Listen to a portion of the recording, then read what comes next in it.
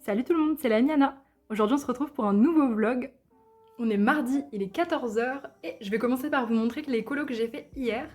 Je suis enfin retournée dans mon Vitro tome 2 et j'ai enfin terminé ce whip qui traîne depuis quelques jours. Hop, donc c'était pour le Disney Défi thème Atlantide. Je suis venue utiliser, alors les personnages sont au crayon, tout le fond c'est du Inktense que je suis venue reprendre avec du crayon blanc comme je fais d'habitude. Il y a pas mal de stylos gel. Alors il y a les glitter markers de chez Action et les twin markers pailletés. Franchement j'en suis très contente. J'aime beaucoup faire mes petites cases avec des gros stylos gel. Le fond est à l'encre distress. Et l'espèce de traînée derrière le... Je sais même pas ce que c'est un vaisseau ou quoi que ce soit. J'ai jamais vu le film. Enfin je m'en souviens pas. J'ai dû le voir mais je m'en souviens pas.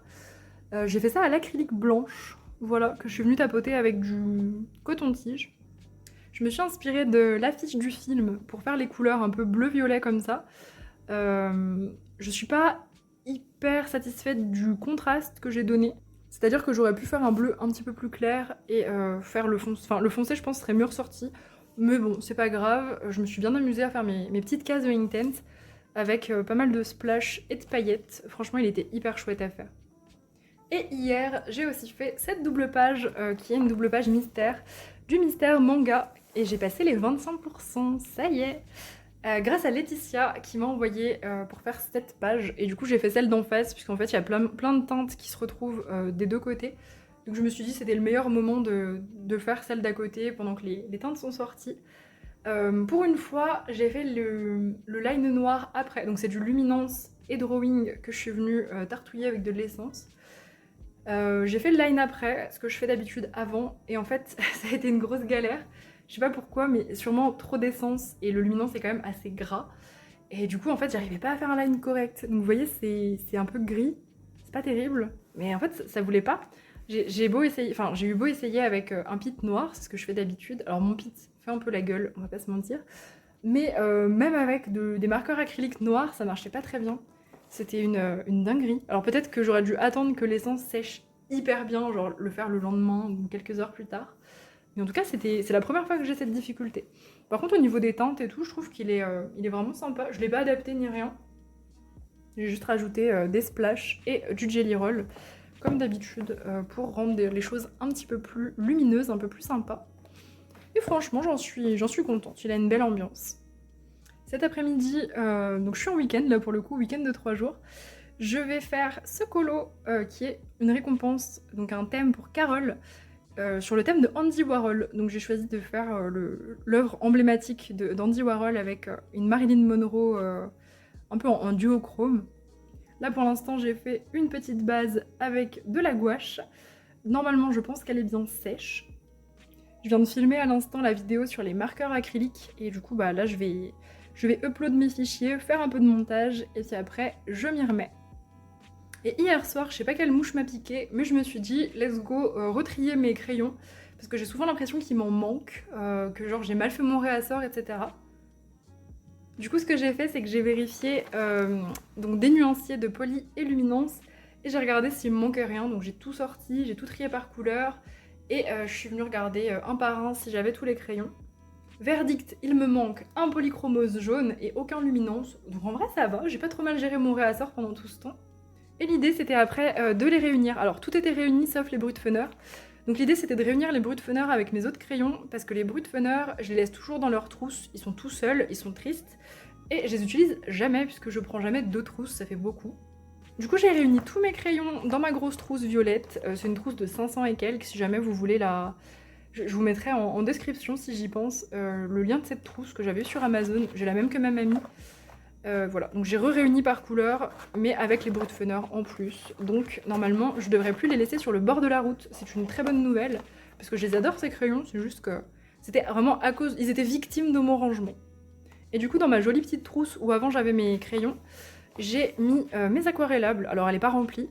J'ai du coup les Graphitint ici, les Albrecht et les Inktense. Les espaces que j'ai laissés, c'est pour les nouvelles teintes. Faudrait que je complète un de ces quatre.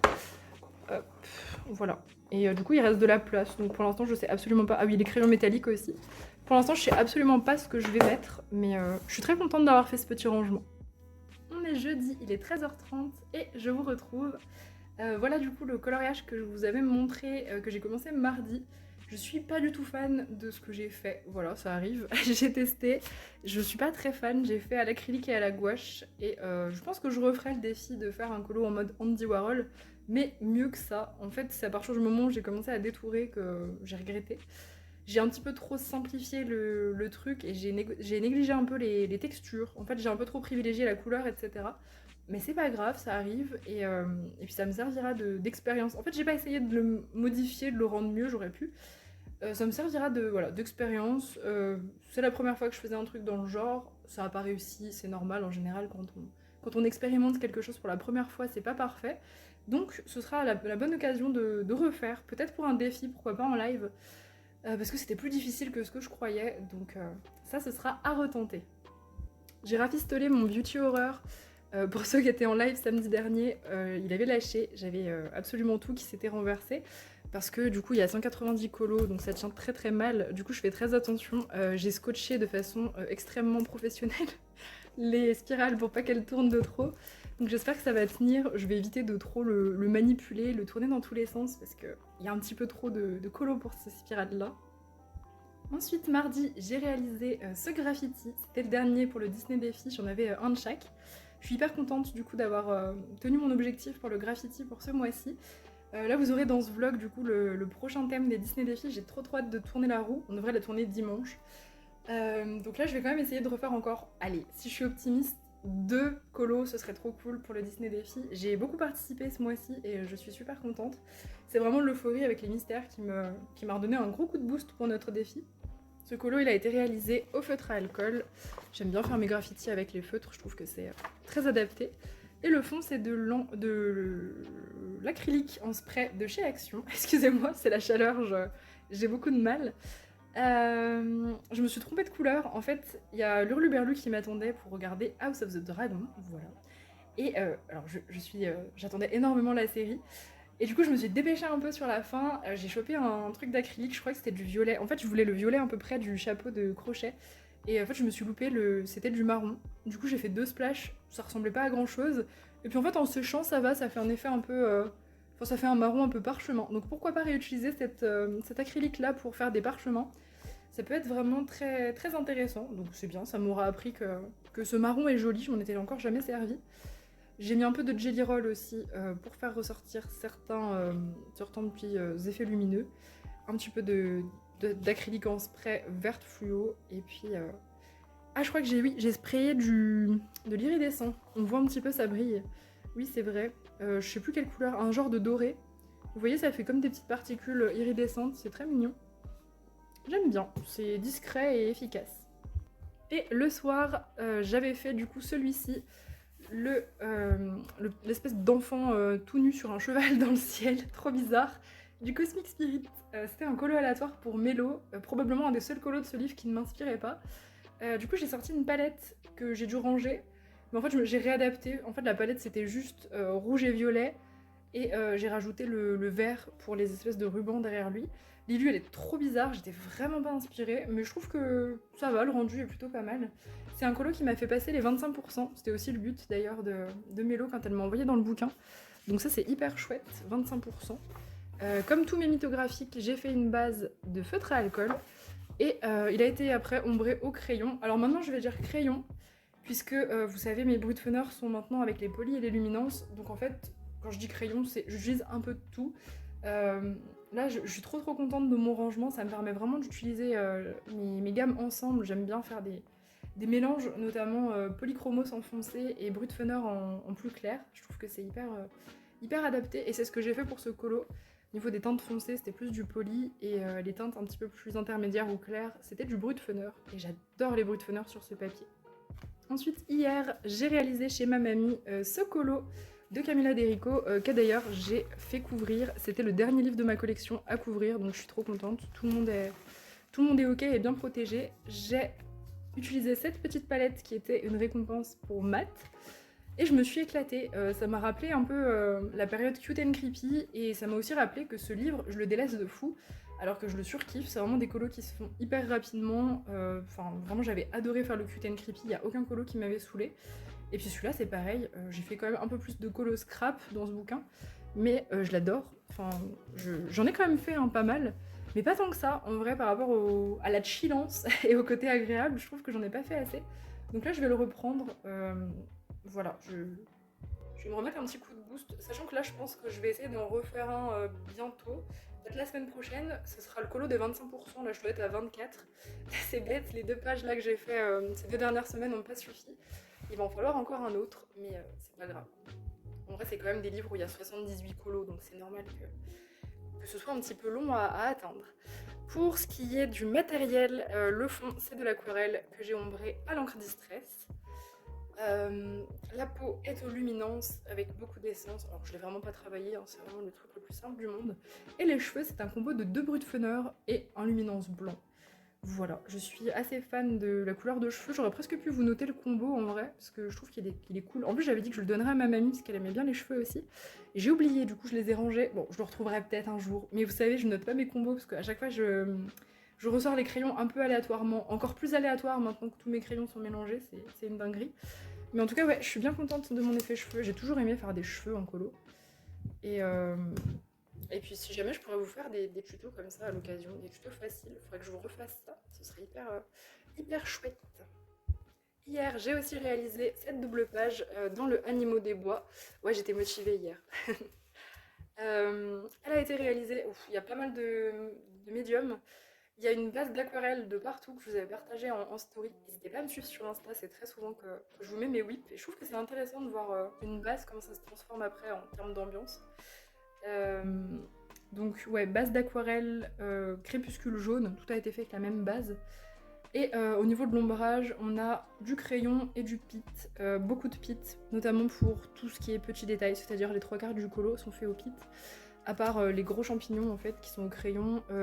L'herbe c'est un mélange des deux. En fait j'ai fait une première couche pour les ombres au crayon et après je suis venue travailler cet effet herbe qui n'est d'habitude pas mon fort, mais là je l'ai un peu plus... Enfin c'est pas que c'est pas mon fort, c'est que j'ai pas la patience. Je sais le faire mais j'ai pas la patience. Et là j'ai eu la patience de le faire. Et puis voilà, je suis contente de ce que j'ai fait. Je trouve qu'il rend très bien en photo. Je suis venue le reprendre avec, pareil, de l'encre Distress, le petit kit parchemin qui est chez ma mamie, parce que pour le coup j'ai utilisé ces encres. Et pas mal de points blancs. Alors il y a des splashes et il y a des points que j'ai rajoutés au Posca. Voilà pour celui-ci. Je vais essayer de vous le montrer de plus près, parce qu'il est quand même plutôt détaillé. Et cette double page m'a fait passer les 25%. Donc je suis contente. C'est un livre dans lequel je vais que quand on m'y envoie. Je vais rarement de moi-même, mais ça va, franchement, c'est plaisant à colorier. Et dernier colo fini à vous montrer dans le Alien World, toujours pour mon objectif de 50% pour celui-ci. Hop, Suki m'a envoyé faire un colo aléatoire. Donc c'était cette page à gauche qui avait été tirée. J'avoue que j'étais pas hyper inspirée. C'est vraiment la mise en couleur que j'ai fait en face qui m'a inspirée. Je me suis dit, j'avais fait la femelle verte ici, et ben je vais faire le mâle en monochrome de rouge en face, et ça fera une jolie double page. Et effectivement, j'aime bien la double page. Du coup, pareil, j'ai fait une base monochrome à l'aquarelle rouge. J'ai tout fait en rouge. En fait, cette espèce de rouge pâle que vous voyez ici, c'est du Van Gogh, et j'en avais mis partout. Je suis venue faire un fond noir au drawing. En majorité au crayon. Un petit peu de OUAO, notamment pour les espèces de spirales, pour certains détails des ailes. Et je suis venue mettre des petits points de feutre acrylique pour donner un côté un peu futuriste, un peu extraterrestre. Je trouve que c'est ce qui a fait la différence, notamment sur ma créature, qui payait pas de mine. Et dès que j'ai rajouté les petits détails, les petits points à l'acrylique, je trouve que elle s'est un peu... Enfin, je sais pas, elle s'est rendue un peu plus efficace, on va dire, plus sympa. Et pas mal de splash pour faire comme la page d'en face. Ils sont beaucoup plus épais, mais j'utilise pas la même chose, c'est pour ça. En tout cas, très contente de ma petite double page avec les couleurs un peu complémentaires. J'aime beaucoup. On est vendredi, il est 9h30 et je vous retrouve pour vous montrer du coup ce que j'ai fait hier. Sachant que du coup j'étais en week-end de 3 jours, c'est pour ça que j'ai fait autant de colo et franchement ça m'a grave reposé. Je suis trop contente d'avoir pu colo à ce point-là. Du coup hier j'ai presque terminé les récompenses du stream de samedi dernier avec ce multithème qui était pour Bulle. Alors le multithème c'était Disney, sourire et livre. Alors à la base, derrière le personnage à droite il y avait une bibliothèque et de base j'étais pas censée les masquer mais je les ai masqués. J'ai encore oublié de vous faire une photo du colo avant, donc je vous l'affiche à l'écran, je vais le retrouver sur internet je pense. Donc voilà, c'était un colo de Cendrillon, Cendrillon Twisted Tale, j'avoue que je l'avais pas reconnu, mais c'est grâce à la page de gauche surtout, que j'ai modifié en Sally. Comme vous le savez peut-être si vous me suivez, dans le Twisted Tale, chaque page sera un personnage différent du personnage qui représente vraiment, pour vraiment aller dans tous les univers, et puis surtout m'entraîner à la transformation d'Ilu. Bon, on va dire transformation, mais j'aime bien qu'on reconnaisse quand même le line des illustrateurs, parce que sinon je dessinerais si j'avais envie d'un truc complètement différent. Mais changer les ambiances, c'est plutôt sur ça que je vais me concentrer. Vous savez que je suis pas trop sur la technique, etc. J'aime bien plutôt me concentrer sur les détails, les ambiances, etc. Plutôt que sur... voilà, j'ai pas essayé de faire quelque chose de très... attendez, je vais vous mettre ça de près. Au niveau de la partie coloriage, j'ai fait vraiment quelque chose de très très simple, avec une base au PIT et au UAO, les deux. Pour les cheveux, ça vous le verrez dans le réel, enfin n'hésitez pas à aller le voir dans le réel si vous l'avez pas vu. J'ai utilisé une base de marqueur acrylique, j'ai jamais fait ça. Et ensuite je suis venue ombrer les cheveux au PIT, et ça m'a permis de complètement cacher le line, parce qu'elle avait un chignon, etc. et on voyait tout à travers. Du coup voilà, c'est la première fois que je faisais ça, et franchement ça va super bien les pits sur l'acrylique. L'acrylique, ça permet vraiment de cacher les lignes, et puis après on vient faire nos petites ombres au pit. J'ai essayé de les faire au marqueur acrylique, j'ai pas trop réussi à faire un effet cheveux avec, mais faut que je m'entraîne. Et puis sinon tout le reste, c'est du scrap. J'ai essayé de rester dans le thème l'étrange Noël de Monsieur Jack. J'ai découpé et dessiné un Jack à gauche, et j'ai sorti un peu de tout, des stickers plutôt Halloween, des stickers plutôt Noël, avec pas mal de couleurs, pas mal de... Enfin, en fait, il y a la couleur qui s'oppose avec le côté très vintage Halloween de certaines feuilles que j'ai mis. Au début, j'avais peur que ça choque, et puis en fait, je trouve que dans l'ensemble, c'est très joli. Enfin, en fait, on voit juste l'ensemble, on se dit pas oh ouais, c'est vrai que ça, c'est un peu vif par rapport à ça. Non, je trouve que j'ai plutôt bien réparti les couleurs. Du coup, ça va.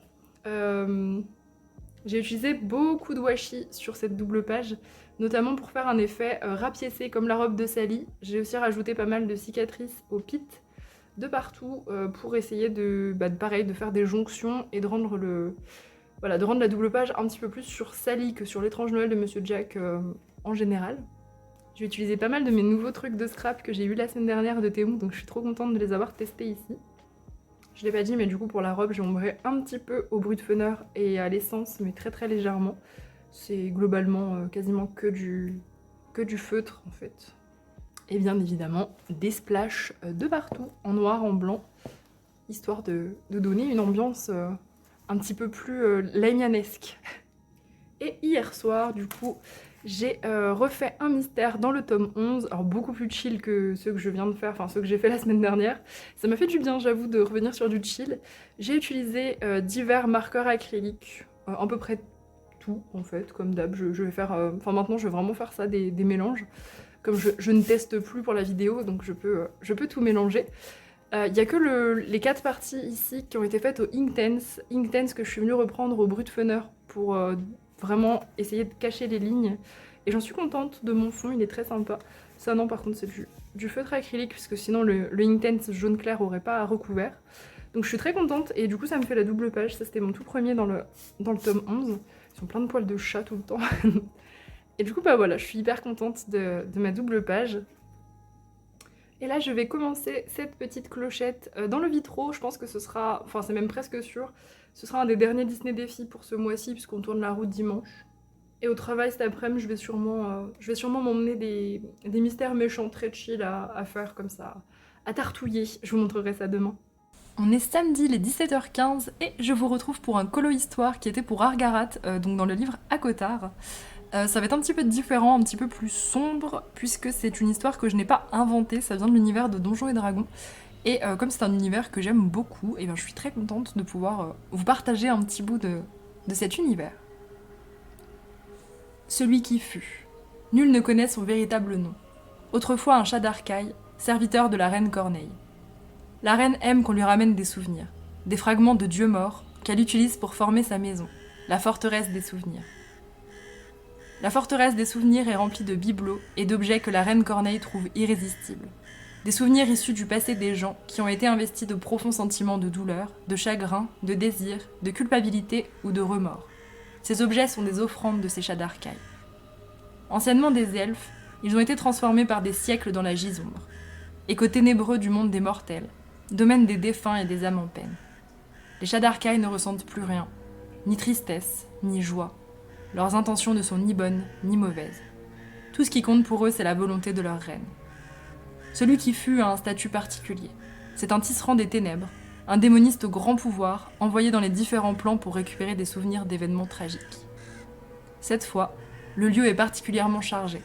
C'est un endroit où ont lieu de grandes tragédies, au cœur même de la terre maudite par Ketheric Thorm. Les chats d'Arcaï ne sont pas censés ressentir d'émotions. Leur reine leur a appris tout ça, leur passé, leurs sentiments, pour qu'il n'ait rien d'autre qu'elle dans leur vie. Tout du moins, leur existence. Mais la malédiction des ombres change ce qui la traverse, accentuant leurs défauts, faisant ressortir les pires facettes de leur personnalité d'origine.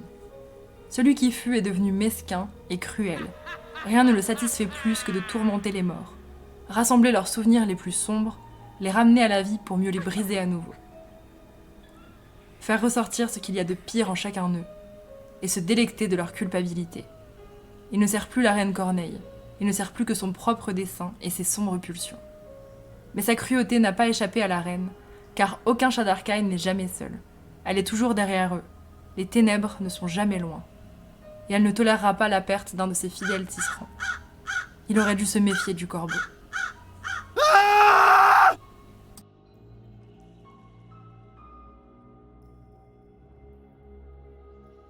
J'espère que le colo histoire vous a plu. Alors d'ailleurs je me suis trompée en me réécoutant. C'est pas le livre à Cotard du tout, c'est le Vox Machina. Et c'est pas la première fois que je les confonds à cause du format, mais c'est bien le Vox Machina. On est dimanche, il est 9h et je m'excuse pour cette luminosité abominable. Il a fait une espèce de tempête cette nuit.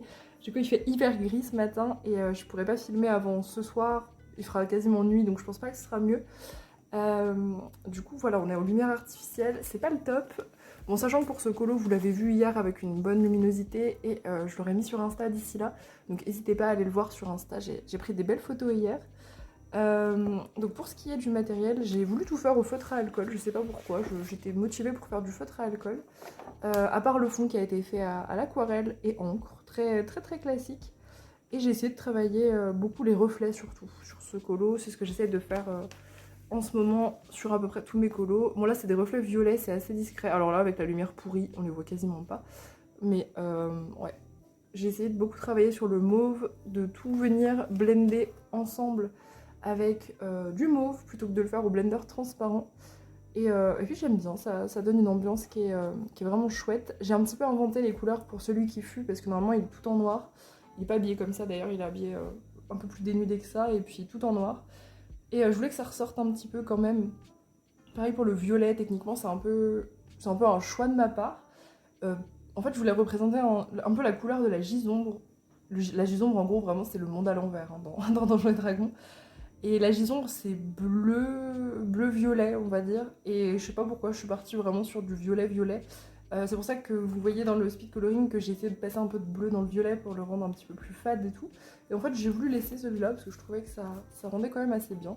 Et je me suis dit pour cette tenue que le rouge ça contrasterait pas mal avec le violet pour montrer que qu'il est plus avec sa reine et que voilà il est plus en phase avec eux. Donc voilà, je me suis dit couleur opposée, ce sera plutôt adapté pour l'histoire.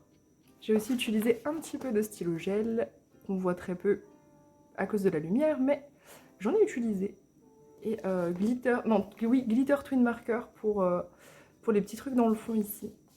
Voilà, glitter twin marker. Pas mal de Posca blanc aussi pour l'effet cheveux blancs, plumes blanches, etc. Et puis voilà, je suis très contente de ce que j'ai fait, il était chouette. J'ai réalisé un dernier Disney défi pour le mois de juin. Avant de tourner la roue, alors la roue va se tourner sans moi cet après-midi parce qu'en fait je suis pas là, mais du coup je vous ferai ma pack soit ce soir soit demain. J'ai trop hâte de savoir ce que ça va être. Donc on a Clochette, c'était un vitro qui était assez simple, donc j'ai choisi celui-là.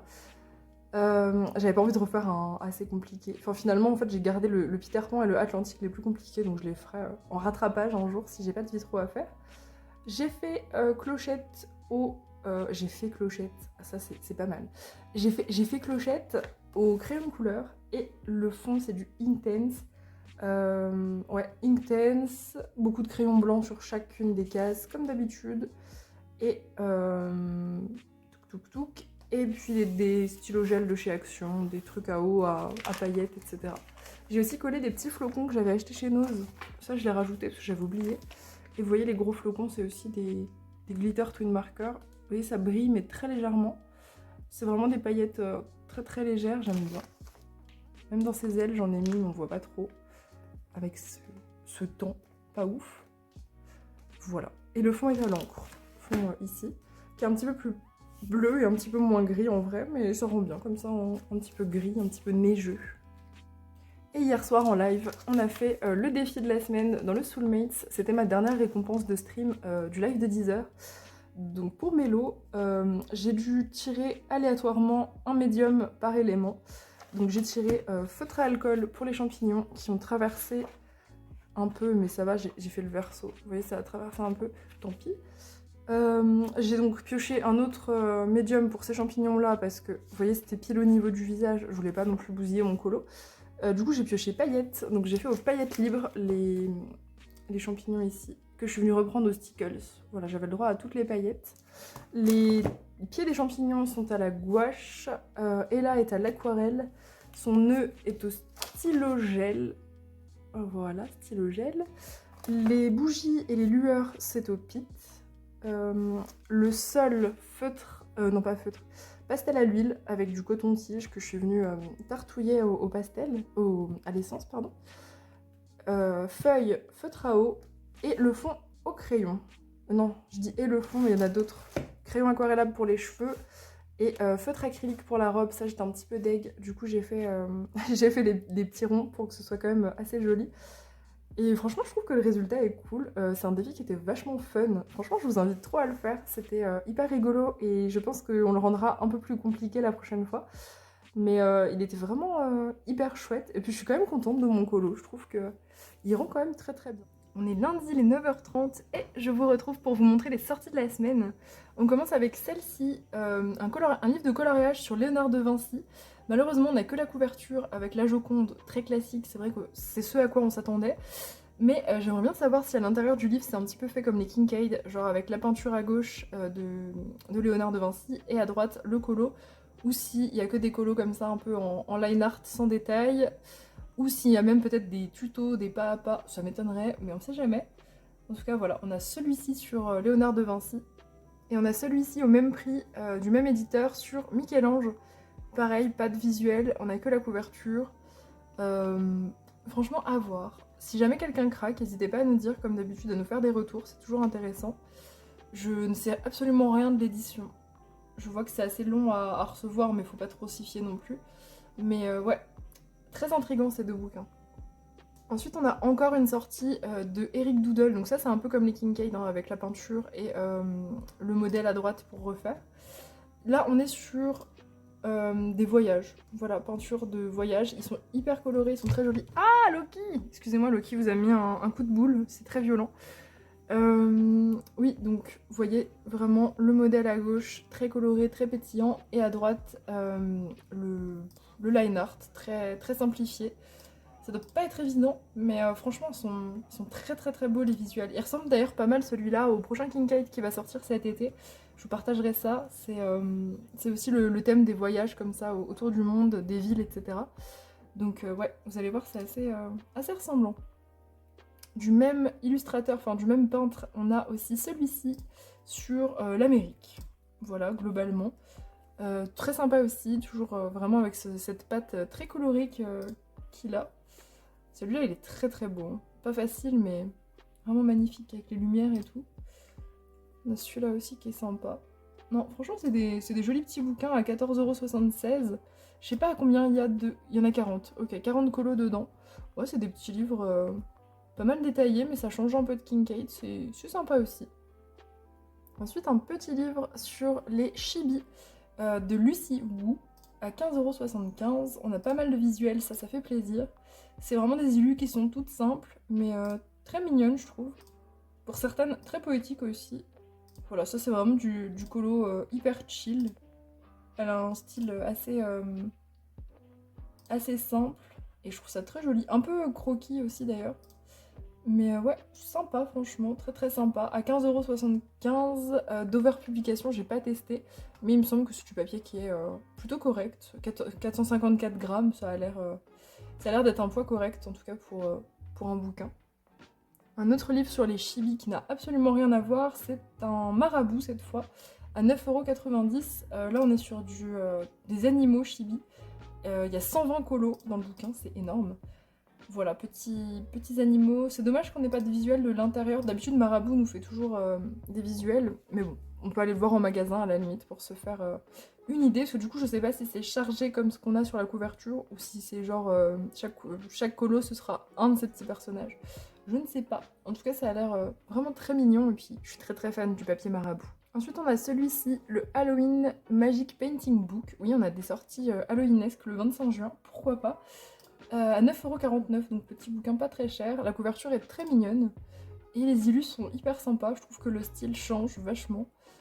Ça a une patte qui est très particulière. Je pense qu'on aime ou on n'aime pas. Moi j'aime bien, franchement, c'est très cool. Ça me fait un peu penser aux Spooky quand elles étaient sorties et qu'on n'avait jamais vu un truc comme ça. Et ben là c'est un peu ça.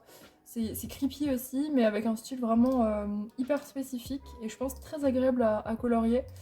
Alors, à mon avis, c'est à peu près du papier Amazon. Ouais, je pense que c'est du papier Amazon. Il y a un éditeur spécial, mais à mon avis, il faudra pas s'attendre à autre chose qu'une édition Amazon. Ensuite, on a Gallimard qui a réédité ce livre que je vous avais déjà présenté l'année dernière. Alors, je saurais pas vous dire si je vous conseille du coup Gallimard ou pas. Je connais absolument pas ce qu'ils valent en livre de colo. En tout cas, voilà. On peut comparer en magasin si jamais vous voyez d'anciennes éditions ou quoi. Bon, pourquoi pas. Moi, je sais pas si je craquerais honnêtement, je verrai en magasin. Mais il était très mignon celui-ci, très très mignon. Je sais plus comment il s'appelait, on avait eu en édition anglaise assez fine. Donc non, franchement, jolie petite sortie. Du coup, de chez Hachette, on a celui-ci, le Disney Teens sur les scènes d'action. Je le trouvais très sympa, je vous les partage pas toujours les Disney Teens. Mais celui-là, je le trouvais vraiment très cool. Il change de fou. Et puis c'est des petits livres qui sont vraiment pas chers. Et je trouve qu'ils sont beaux. Franchement, ça a rien à envier à un livre pour adultes. C'est dommage qu'ils les mettent pas dans des beaux livres avec des couvertures rigides, ces scènes-là, parce qu'elles sont vraiment belles. C'est des petits bouquins à 10 €. Et voilà, il y a 40 colos à l'intérieur. Et franchement, je sais pas ce que vaut le papier, mais il me semble que c'est un petit peu moins quali. Mais en tout cas, j'aime bien aussi celui-là d'Alerte Rouge. Les scènes sont très très très cool. En parlant de livres cool, on a celui-ci, le Dragon Rider, à 15,72 € de chez Dover Publication, je connais pas du tout. Hop, avec une très belle couverture. Un très beau derrière de livre aussi. Et des illus franchement très cool. Assez spécial le style. Mais alors les illus sont magnifiques. Il y a des dragons, donc forcément. C'est dans le titre, mais j'adore les dragons. Il est vraiment très très cool. Le line il a l'air assez épais, assez satisfaisant à colo. Ça c'est un très beau livre, franchement. À voir si je le mets en wishlist ou si je le laisse dans un coin de ma tête. Mais c'est tout à fait mon genre de bouquin perso. On passe dans la rubrique sortie un peu bizarre ou je sais pas trop quoi en penser. On a encore un Pictures the Past sur la Première Guerre mondiale, encore. Ça doit faire au moins le 50e que je vous partage. Je crois qu'il y en a tous les mois qui sortent. C'est tellement spécifique en fait, mais ça doit avoir son public, j'imagine, s'il continue d'en faire comme ça tous les mois, même limite des fois toutes les semaines. C'est assez impressionnant. Ensuite, on a le livre de coloriage de Thomas Pesquet. Alors, s'il y avait bien une personne où j'imaginais pas qu'il allait avoir un livre de coloriage de cette personne, c'était bien Thomas Pesquet. Du coup, voilà, on nous dit 30 coloriages issus de photographies de Thomas Pesquet. Malheureusement, pas de visuel, je suis un peu déçue, j'avoue. Mais je suis très curieuse en fait. C'est Flammarion qui édite ça. Je vois qu'il y a déjà des avis, mais... Ouais. Papier de bonne qualité, épais. Merci. On aurait bien aimé une petite photo, ça aurait été cool. Mais voilà, un peu bizarre. Ah, top 3 des articles les plus offerts. Attention, c'est un cadeau à se faire apparemment. Mais ouais, ok. Franchement, je demande à voir. Ça doit être vraiment très, très spécifique. Et la petite bizarrerie de la semaine, parce que j'adore vous trouver des petites bizarreries, c'est Les pingouins peuvent voler, n'est-ce pas, de Wiz Inc. à 14,78 €. Alors malheureusement pas de visuel, mais la couverture je trouve qu'elle est vraiment super chouette. Ça fait un moment que je l'avais mis de côté et je le trouve trop mignon. Alors c'est aussi un livre d'activité, c'est pas que un livre de colo. Et en fait j'adore regardez la petite description. Alors si vous parlez pas anglais, c'est pas grave, on va juste lire les onomatopées. Il y a vraiment des onomatopées dans la description. Swoosh, swish, whoosh, whoopie, zing, zoom. Ok, ça c'est censé être les bruitages des pingouins. Voilà. Ça a l'air vraiment chouette. Ouais, alors c'est plus pour enfants apparemment, mais on s'en fout, on est un peu des grands enfants. Et la couverture fait pas enfant, elle fait... Enfin, on a des livres de colo pour adultes qui sont avec ce genre d'illu. Mais en tout cas, c'est vraiment trop mignon. Et regardez comment il s'appelle Fluffine et Muffin, les pingouins de la couverture. Je vais trouver ça trop chou. J'avais besoin de vous le partager. Voilà, si quelqu'un craque, je serais hyper curieuse de voir les aventures de Fluffine et Muffin. Il y a Loki qui s'est littéralement posé en patate sur mon ardoise. Et il est vraiment trop chou, il prend toute la place, mais il est trop mignon. Et ça y est, on est le 1er juillet, donc du coup, on a tourné la roue hier pour les Disney.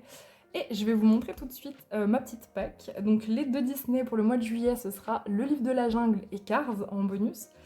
Je vous rappelle pour participer qu'il faut juste rejoindre le Discord et vous faites n'importe quel colo de Cars et du Livre de la Jungle. C'est vraiment un challenge qui est là pour avancer à fond nos Disney.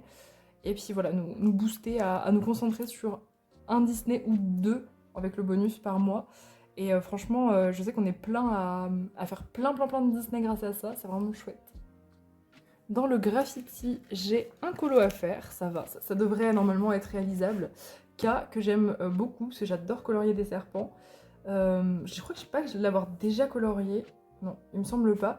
Mais en tout cas, voilà, ça c'est sûr que je le ferai dans le graffiti.